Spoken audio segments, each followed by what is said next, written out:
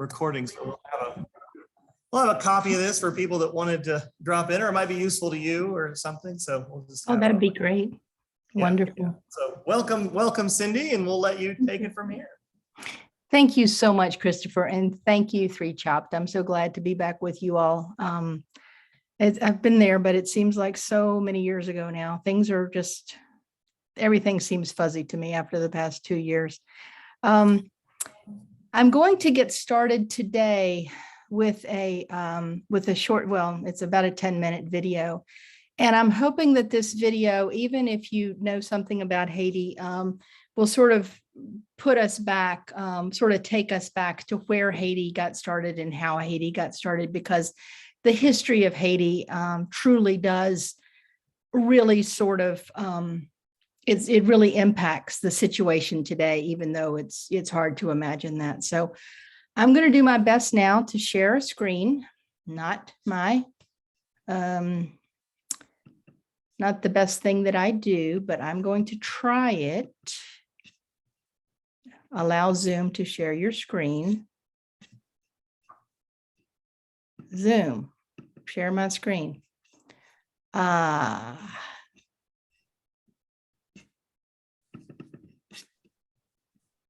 this was one thing that I didn't do. I apologize for that. Hold on, just a moment. I am so sorry. This is why I'm better in person, because I could be embarrassed and blush and you all would realize that I am. Oh, no. If I get off here for a minute, I'm coming right back. I promise you. We'll let you back in. Thank you. Crystal. Now, Crystal. Hi there. It is so good to see all of you. Your daughter's looking more and more like you. Oh my goodness. Hi. Hi.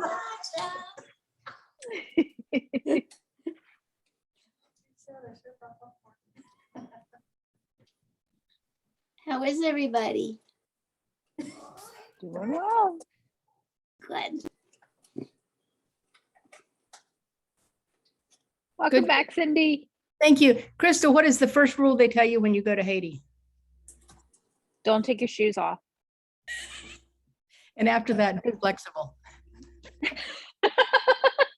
Because once your feet touch the ground, you'll always come back. Yes, exactly. Don't let your Okay, feet I'm gonna- touch the soil. But yes, flexibility is key. Okay, thank you, patient people. I'm going to try this again.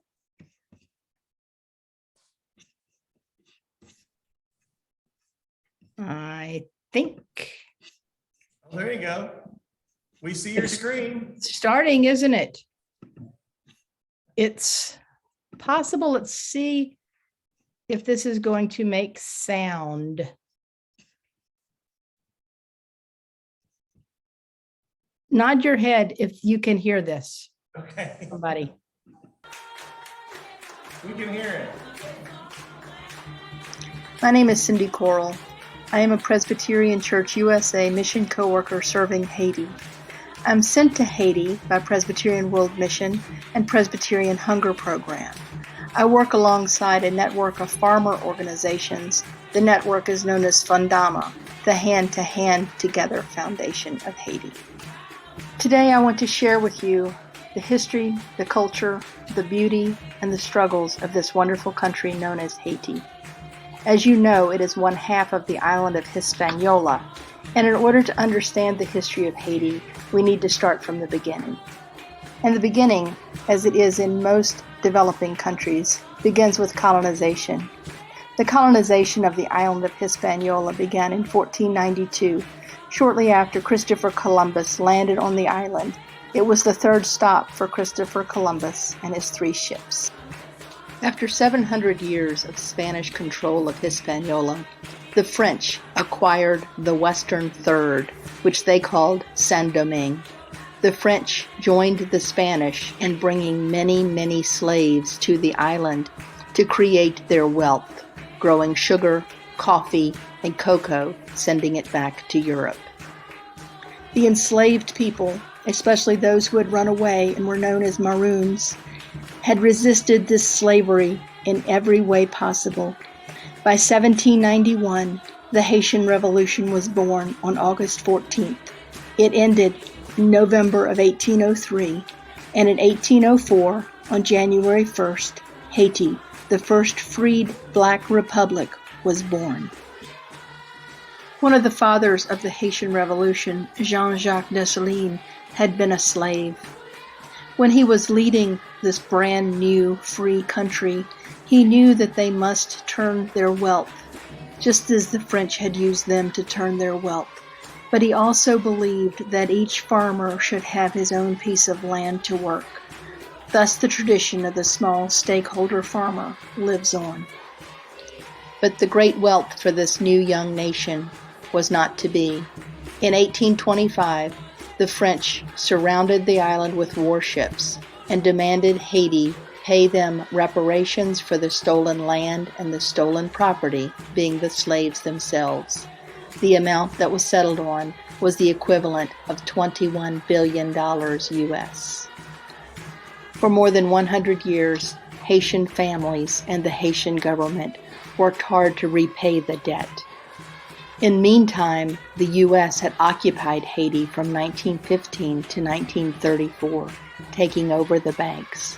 By 1947, when the debt was repaid, Haiti also was in debt for loans that it had taken out over the years. 10 years after that debt was repaid to France, François Duvalier had been duly elected, named himself president for life, and began the reign of 2 Duvalier dictatorships that ended in 1986. Since Baby Doc, Jean-Claude Duvalier, was exiled in 1986, there's been a series of political unrest, economic turmoil, violence, disasters in the country of Haiti. And this, unfortunately, is the picture of Haiti that most people know. The situation in Haiti today is as dire as it has been. A rise in kidnappings, political insecurity, gang wars, a shuttered economy, and deep government corruption, especially following the assassination of President Jovenel Moïse on July 7th, have left the people frightened and hungry. It would seem that disasters are never far from the country of Haiti. On August 14th, a 7.2 magnitude earthquake struck the southern portion of Haiti, creating devastation, killing more than 2,000 people. Hundreds of people are still missing, and even more are injured.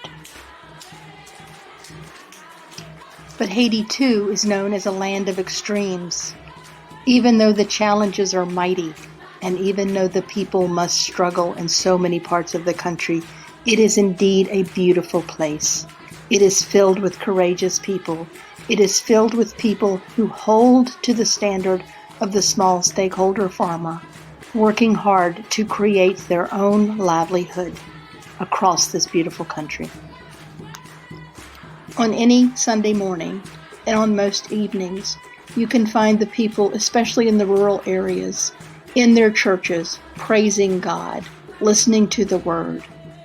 They pray for courage, and they pray for strength. They pray for one another, and they pray for us. It is true that the people of Haiti depend greatly on the outside world for resources. This is a result of their poverty. But what I learned time and again when I moved to Haiti is how much the people of Haiti are doing for one another. When Jesus Christ said, "Love your neighbor as yourself," that is a lesson that I so often learn when I am in Haiti. After the earthquake of August 14th, which happened in the south of Haiti and was followed by Tropical Depression Grace, organizations, individuals, and families immediately worked to help their neighbors in another part of Haiti. Here, an organization works joyfully to make sacks. They filled these sacks with 40,000 pounds of produce to give their neighbors. When I first moved to Haiti in 2013, Presbyterian Hunger Program and Presbyterian World Mission asked me to live with a rural family in Haiti. I lived with Papa Luke Celestine. Here he's helping his oldest grandson get ready for church. And this is where I learned the ways that the people of Haiti help one another. My work in Haiti is as companionship facilitator with a network of farmer organizations across the country. Women like these are among the many people that I'm able to meet, to learn the way that they are living in the country, how they are working together, both in projects to help each other's families, but also to work in advocacy. Fundama, Fondation Haiti Men Ensemble, or the Hands Together Foundation of Haiti, is active in 9 of the 10 departments of the country.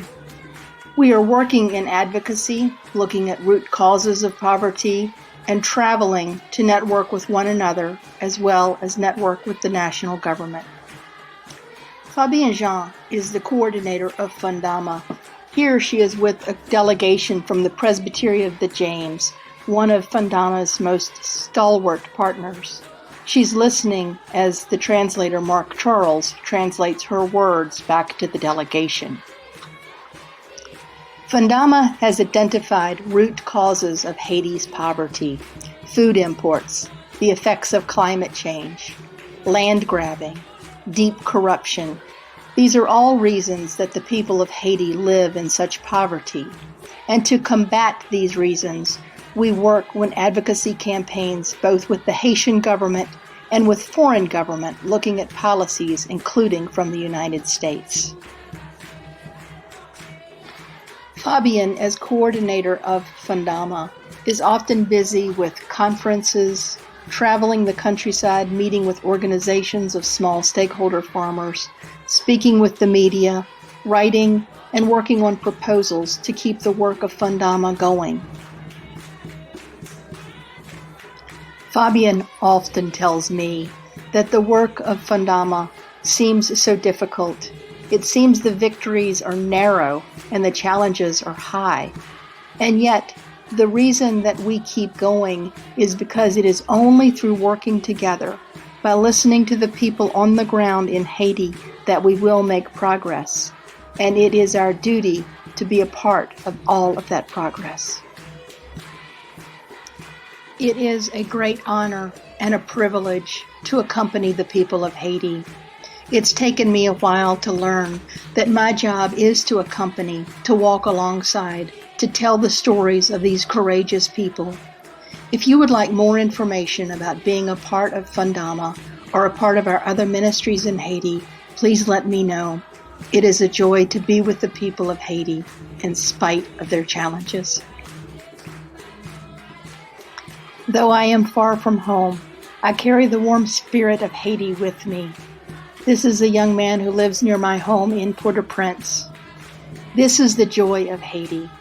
And this young man, at 20 years old, is ready to become part of the solutions, to work together with other Haitians to make the reality, the abundant life that Jesus has promised us, possible in Haiti.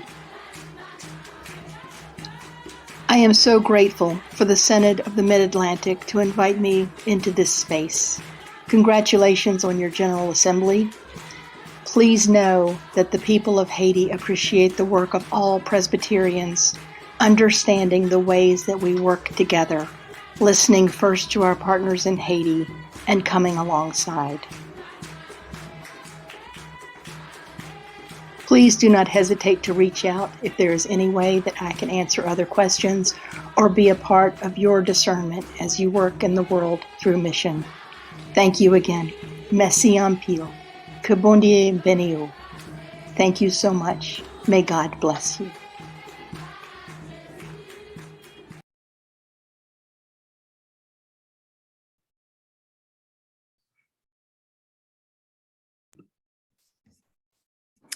Thank you. Thank you for your patience through that. I'm going to catch you up on some of the current events, some of the other current events that are going on in the country. I'm going to share with you a bit of the work that the Presbytery of the James has done with Fundama. And as it's mentioned in the in the video, and as I've spoken with you all before, the Presbytery of the James is the partner with Fundama as a presbytery. All of the churches, not just supporting my ministry in Haiti and my sending, but also supporting the work, especially through traveling and being with our sisters and brothers in Haiti.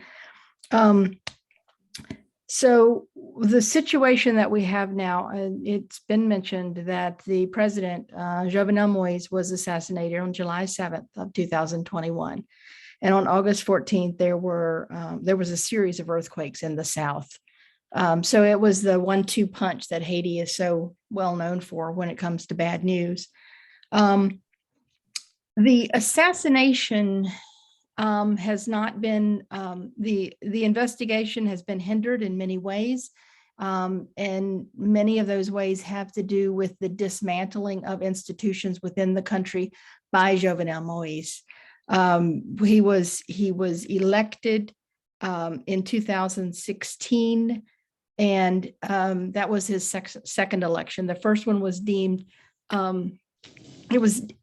not credible, and there was a runoff election, which many people still deemed that not credible as well. Only I think 10% of the country who was eligible to vote voted in that. So you have a president who already is suspect by his people. There are many series of corruptions that are going on. By 2018, the country had its first lockdown, and that had to do with a huge scandal called Petrocaribe, which was $3.8 billion in funds that had been given Haiti from the country of Venezuela in 2005, since 2005, for the express purpose of building up the infrastructure in the country. Well, there were 2 presidents before Moïse during the time that funds were coming in. And just like the billions of dollars that were sent into Haiti after the earthquake of 2010, not much had been done.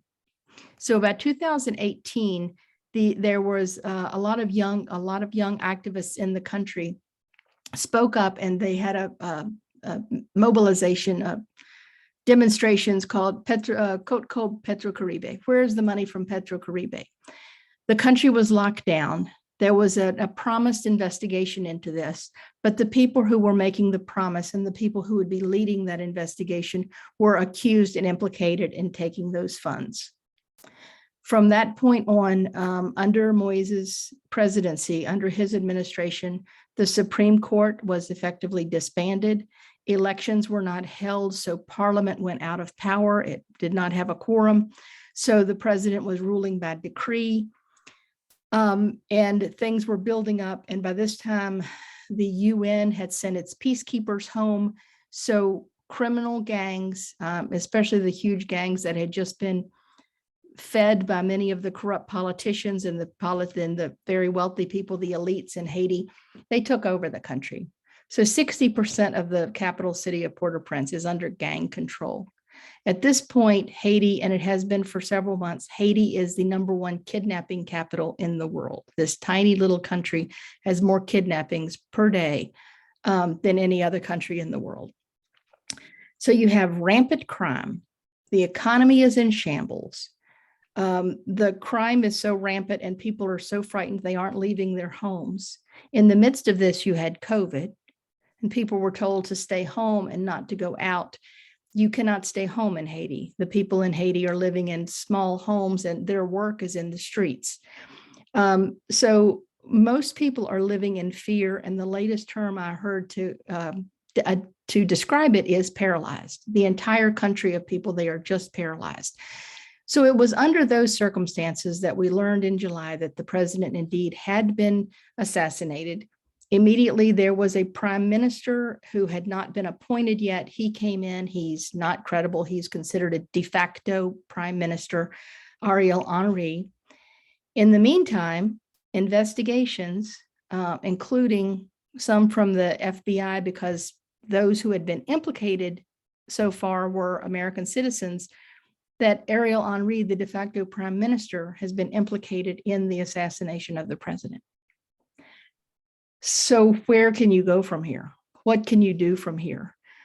the best and most positive work, and most of the people I know who are following Haiti believe this as well, is a commission of folks. It's called the Commission Searching for a Haitian-Led Solution. If you read in any news reports about Haiti, you'll hear about the Montana Accord. And the Montana Accord is from the signing of this commission searching for a Haitian-led solution that represents folks from all over the countryside of Haiti. You have the churches, you have the peasant groups, you have education, you have the market women, you have business leaders, you have people from every walk of life are a part of this. And we've got 45 different organizations that have made an agreement to look toward a transitional government. Is it going to happen? It's going to take a lot of work. It's going to take a lot of prayer. But that is the hope that we are holding on to. The work that Fundama is doing in the midst of this, there's not a whole lot. So it has to do with meeting with the different folks from the farmer organizations. We still do have a small garden project where we're helping people grow small gardens near their homes. That is something that's ongoing in some of the rural areas. We are hoping that at least by early 2023, we will have some kind of security situation where people can come back and be involved again. That the people of Haiti can move around a little bit more, that we will be able to visit under safe conditions and to be with the folks. Everything just feels so dire, and it feels oppressive. But I will tell you that my friend Fabienne Jean and I was in a meeting with her today. I'll be in a meeting with her tomorrow as well.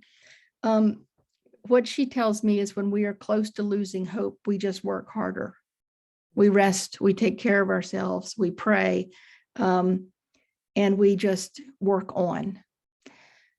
Another couple of hopeful signs that I will give you is the young man who's in that last picture. He's a young man named Didi. And Didi is just turned 21. And he lives in my house in Port-au-Prince in Delma. His mother was in a little house on that property when I rented it. So they have remained. That young man is still in high school. He started a program where, snow cones, when you go to the park and you get snow cones. One of the biggest treats you can have as a young person in Haiti is you have people who are roaming around the streets and they have the buckets or the wheelbarrows that they're carrying it. There are ice shavings and they have different flavorings. So for a little bit of money, you can have what they call a fresco. And so there's just a fresco. Well, people can't really travel around. And you don't have those folks going from neighborhood to neighborhood. So I heard from Didi one evening. Again, he was only 20 at the time, and our neighbor Olson is his best friend next door. He's like 23, I think. They called me and said they wanted to start a business and they needed investors. Well, if somebody comes from Haiti and says, Cindy, we need investors, what I'm thinking is, okay, it's time for me to send some money, right? Well, I asked him about it, and I asked him about his plan. And what he wanted to do was he wanted to start this business. When we do have electricity in the house, we have a refrigerator and a freezer. He wanted to make a fresco business. He had so many investors that by the time he came to me, he only needed $20. And he would have parties.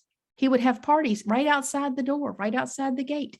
And also living in my house, I have a guardian who says, we don't just let anybody in the house. They can steal from us. They have to be outside, and we don't want COVID. So we have all these rules. He has a police officer friend who comes and provides security. And he advertises on Facebook, on social media, like all young people do. I left my camera when I came back because I went back to Haiti in 2020 and had to come right back because of COVID. And he was always taking pictures. So he invites you to come to his fresco party and you can have a free photo shoot. he'll take your portrait and send it to you, and you can have a new Facebook profile. So he's supporting his business as well. By the time I checked on him again, he had DJs, he had dance parties. He was selling all kinds of things. Every bit of profit he had was turning it right back into the business. And so one day he sends me a video, and he and Olson are at the bank, or they're in an official office, and they're signing papers. And that's all I see is a video of these two young men signing their name. And I'm thinking, oh my gosh, what have they gotten into now? They were franchising. They bought a new system where they could go to a different neighborhood and in a safe situation. Now, granted, this is a young man who does have some stability, but not a whole lot. And the other story I'm going to tell you to give hope is I showed you Papa Luke when I stayed at his house for 1 month. I lived in his house for 1 month when I first went there. The young person who was there at the house who didn't have a job because she was still in high school was a young girl named Esther. Esther did not do well enough to the shame of the family, did not do well enough on her exams to get into university. There's a nurse, there's a nurse practitioner, there is a priest. There are a number of people from that family who are very well educated, and she didn't make it. So she went to cosmetology school, graduated top of her class. I was invited to her graduation, and out of 600 people in the audience, guess how many white people there were? She started a business in the area called Carrefour, which is an area that has all of the huge amount of crime that's going on. And she had this beautiful little shop. She had her name. She had a little sign up. She had Esther's Boutique. She had employees. And then the criminal activity started, and it was so overwhelming that she had to give that up. The worst that happened was that a lot of her money was taken and there was damage.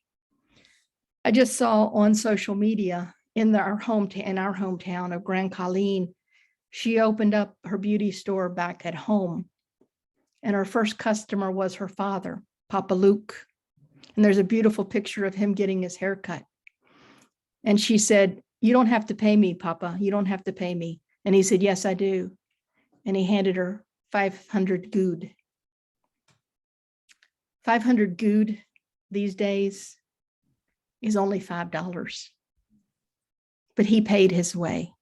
And it is that kind of spirit, and it is that kind of, I can be down and I can lose hope, but they don't in the midst of it. So we work together and we talk and we share and we pray. And when I say that they pray for us, my friend Gary, who lives in my house and he's our guardian, I talk to him every day on the phone on WhatsApp. And he told me, he said, "I want you to say hello to my friends that he's met." And then he says, "Say hello to your sister," because he knows I live with my sister, "and say hello to your brother-in-law," because he knows Nelson's here too. And he said, "And tell all your friends that I never forget to pray for them." And I put that message on Facebook, and I was just overwhelmed at the number of people who were touched by that. So we too pray for them. We keep them in our hearts. And one day, somehow, some way, we are going to be together again soon. And I'm glad to open this up for questions, comments, anything that's on your heart, anything that you need, anything that you want to know more about.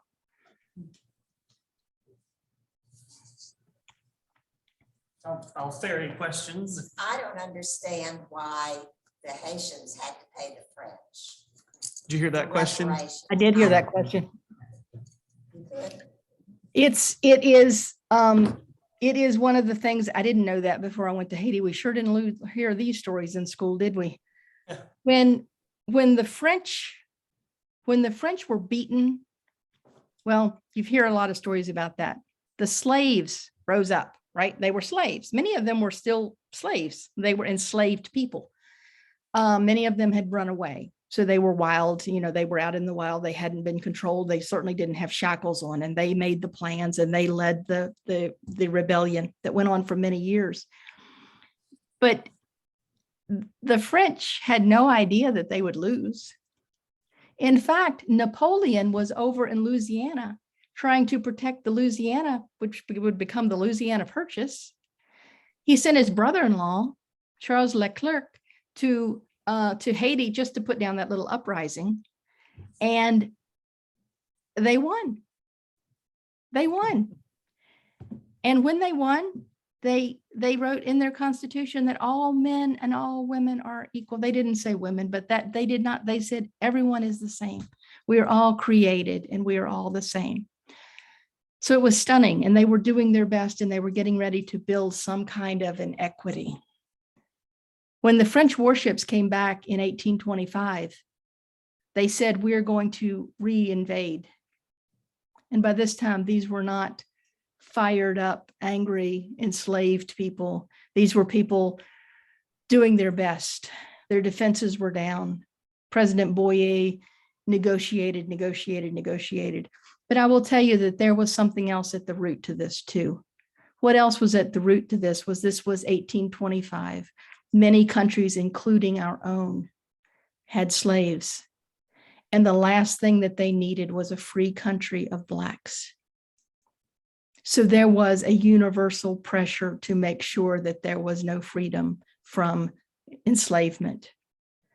And yeah, and the other thing that just has always blown my mind, it took 102 years. They paid it. I've heard stories that families would say everybody gave their bit. The pride, the dignity, but yet by the end of it, they were in debt to other countries and they had nothing in their coffers. And I don't think it's a stretch to say many people live much like the people who were run away from enslavement lived. But yeah, it's a remarkable story. So the enslaved people actually paid off the French not to. By this time, they were free. By this time, they were the first free Black republic, but they had just come out of enslavement. And their families and their descendants, they did that as national pride. And as much as the government is corrupt, and as much as the government at best doesn't help the people, and in other cases actually hurts the people, I don't think you're going to find more pride in a country than you will of the people of Haiti. It's who they are.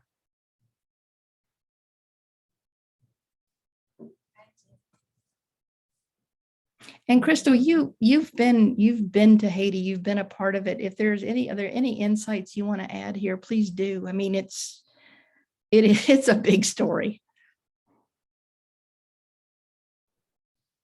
To me, you then have the messiness that then happens in the 1900s too, with the United States tries to help. You've got the issues with Papa Doc and his family, and there have just been no shortage of trauma and issues for the Haitian people. And I feel like it's a constant cycle of having to overcome and rebuild. And I hope and pray for the day that there can be some stability, because it doesn't feel like there's ever been a moment of true stability and financial peace for them when they have one of the most remarkable stories of any republic. Is that a Haitian mermaid? Is that a Haitian mermaid? Mermaid. It's a beautiful mermaid. It's a necklace. There you go. It's a beautiful necklace. Thank you for showing us. Cindy, you can correct me or illuminate a little bit more on this too. We were down there, and pretty soon after the earthquakes, and one of the big things was, and I saw this marked on your video too, we donate food and we think we're doing a great job. We donate all these beans and rice, and what we do is we drive all the rice farmers completely out of business, and so now no one grows rice and no one grows beans. And yeah, that's very true. And it's one of the things when I tell you that commission is commission searching for a Haitian-led solution, one of the big problems facing Haiti is how the international community has tried to control Haiti in so many ways.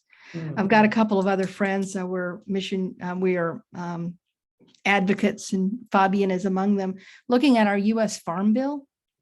The U.S. Farm Bill is a piece of legislation that came around after the Depression. So it was to support farmers. And my father was a farmer, and family farmers should get as much support as they absolutely can. And yet the big corporate farms are greatly subsidized by U.S. funds. And in Arkansas, and former President Clinton has apologized for this. This is a famous story out of Haiti. When 1980s, at the end of the 1980s and into the 1990s, President Clinton and many others led a movement to convince the International Monetary Fund to convince Haiti to drop its tariffs on rice, so it wouldn't cost so much for us to export rice into Haiti. Haitian rice is amazing. Haitian rice is some of the best rice you will ever eat. And when this happened, when all of it's called the rice dumping, when it hit the markets, two things happened. All of the rice farmers went out. They went under. They had to give up their piece of land, and they had to move into the city because there was no market for its quality, more expensive rice. They were completely undercut. The second thing that happened, before the rice dumping, the people of Haiti were only eating rice on very special occasions. On Independence Day, which is January 1st, on Sundays, on holidays. Other times they were eating barley, they were eating pitimi, which is, what is pitimi? It's another grain. They were eating sorghum. They were eating something called bleu, all of these others that were a healthier rice or a healthier grain. So when the rice dumping happened and all of these people were eating rice, they were eating rice because it was so plentiful and so cheap or free. They were cooking it in very, very high portions of oil. Heart disease went up, hypertension went up, diabetes went up. When I got to the country and I got to Haiti in 2013, one of our sisters, one of Papa Luke's daughters, is a nurse, and she worked at a hospital. She ran the dialysis machines. A country of 11 million people had 13 dialysis machines. The number of people who needed them was extraordinary. And while we're on that topic, because of all of the issues, because of the COVID, because of the corruption, because of the inability to move around, because of all the other problems that are going on in the country, Haiti is 40% food insecure. 40% of the people in this country don't know where their next meal is coming from. And the number of malnourished children is rising every day, right under our noses. So what are we doing? We're listening to the Haitians. We're listening that some of those pictures that I showed you of all those farm folks sitting in a room, that was after Hurricane Matthew, and the Presbyterian Disaster Assistance came through with a $152,000 grant. We went to the area in the South where that recent earthquake was. And in 8 different communities, 5,000 families, we had a program that we funded. It was all done by Haitians, all of the training. We didn't give seeds, we loaned seeds.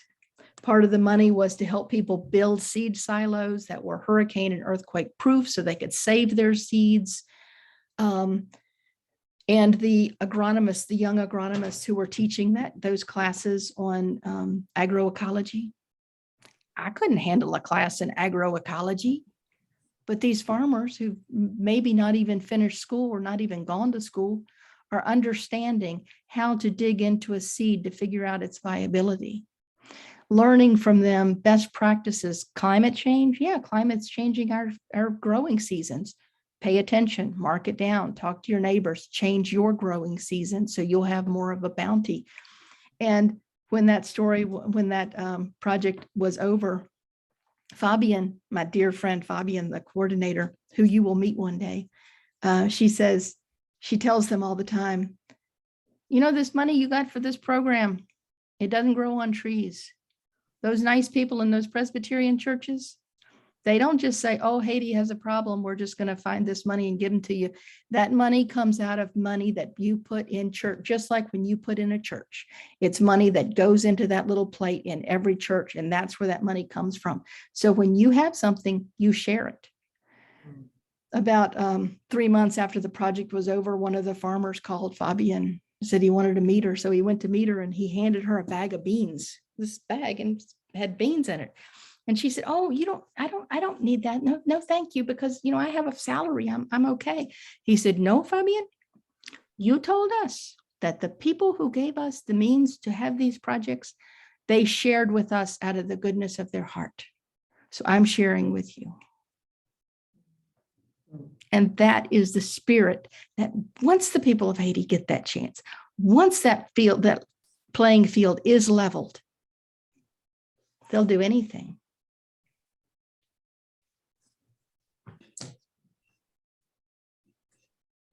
Other questions or thoughts? Sure, kind of answered mine. I was going to ask about the home gardening projects you had talked about. Oh, yeah. Okay. Asking about the home Yeah. gardening project. Yeah. Yes, thank you so much for that. You might have seen in some of, if you've been paying attention over the past 10 years, especially after the earthquake, the 2010 earthquake, we did a huge project along with Presbyterian Disaster Assistance called Yard Gardens.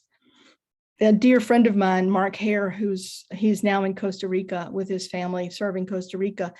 He was an agronomist and he had a team of agronomists would go around and they would train people in communities. And the communities, again, would come to a meeting, decide if they wanted to be a part of this, and then they would come in for training, for 3 days of training in this.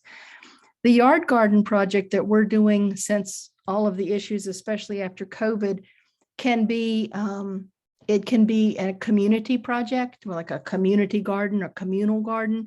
It can be the gardens at their home, the people's home. And what they do is they use products or things that you can find. The tire gardens that they use, they take a used automobile tire, they cut off one rim of it, turn it inside out, put something beneath the hole that will, like a piece of metal or a piece of hardwood with holes in it, and then fill it with good solid topsoil and some compost. And in one old tire, you can grow the same amount of vegetables you can in a traditional garden row. And the great part about these gardens is that people in their communities, it's up to you what you want to put into it, what you want to get out of it is what you put into it. So we have these gardens in, I think there's one right now in Port-de-Paix, and we've already done them in Dauphiné and in Kinskov. And it's paused right now because of the trouble getting around and traveling, but we do have additional funds. Presbytery of the James has been very faithful in gathering funds for this project for when it gets going again. And then when you come and visit, you will be able to go to these places and enter into these gardens and be with people in their gardens. We aren't a church that builds schools or paints fences or dams up streams. We're a church that walks with the people and is there with them and is holding their hand and praying with them. And when I say this to men of a certain age, they're horrified because they want to go do something. There are plenty of things to do, but we don't do for, we do with. And those are all of our opportunities. Well, for so long, the doing for has left a poisoned legacy, so yeah, that's beautiful. Have you all heard Hunter Farrell's new book? I'll have to share it with you. I will send it to you guys in an email. I just received it today. It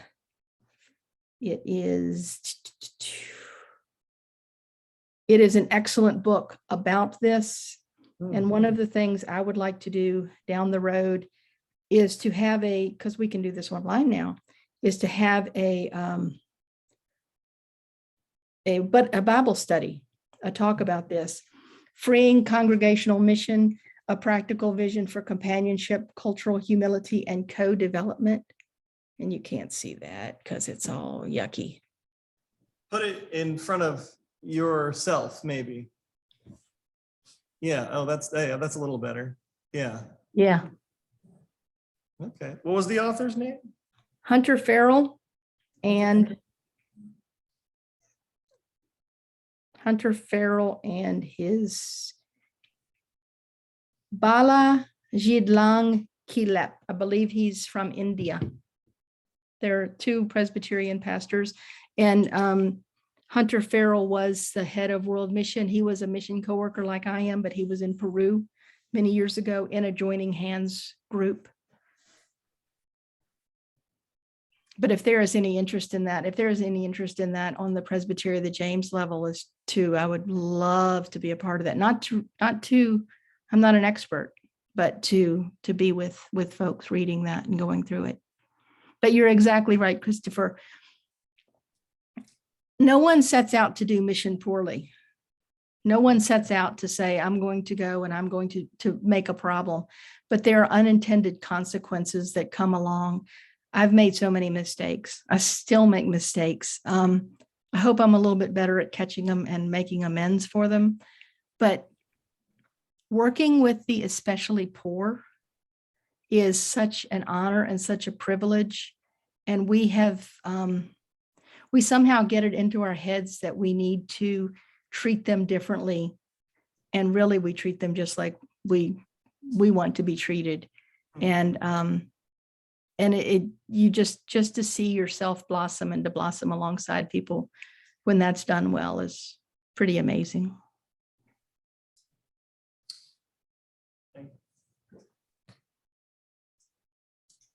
I hope I've left you with some hope. Haiti is in a terrible situation, but it's been in a terrible situation for a long time. I got there in 2000. I started loving Haiti in 2009. I moved there in 2013, and I have seen it at its best and I've seen it at its worst. But they deserve so much better. And I'm just grateful for your interest. I'm so grateful for you just showing up and asking good questions and paying attention. And if there's any way that I can be a part of any kind of other illumination and sharing, I'm glad to. Thank you. Thank you, Cindy. And yeah, thanks for the sharing of that book. Maybe there's future book studies or things to come. So yeah, thanks for turning us on to that. If there's no other pieces, well, I might ask you if you would close us in a word of prayer for the evening. Absolutely. Absolutely. Thank you so much. God of grace, you have made us so beautiful, inquisitive, and curious and loving. And you have opened our eyes to things that we don't want to see and to stories we don't want to hear. And loving God, you give us courage and strength. And most of all, you give us faith in you and faith in your Son, Jesus Christ, to give us the courage, to give us the strength, to keep wondering, to keep listening, to keep loving. Lord, we thank you for this time that we're able to share today, to talk about the joys and the victories and the pain and the sorrow and the future of these beautiful siblings of ours in the beautiful country of Haiti. We ask that you send us home safely and with good thoughts and with the everlasting faith that we have in you. And we pray all of this in your precious Son's name. Amen. Well, thank you, Cindy. Thank you. Say goodbye. Bye. Thanks so much. Maybe next time we see each other, it'll be in person. Yes, with food even. Oh, I'm there. Thank you, Cindy. Bye-bye. Thank you all so much. Bye-bye. Take care. Bye-bye, mermaid girl.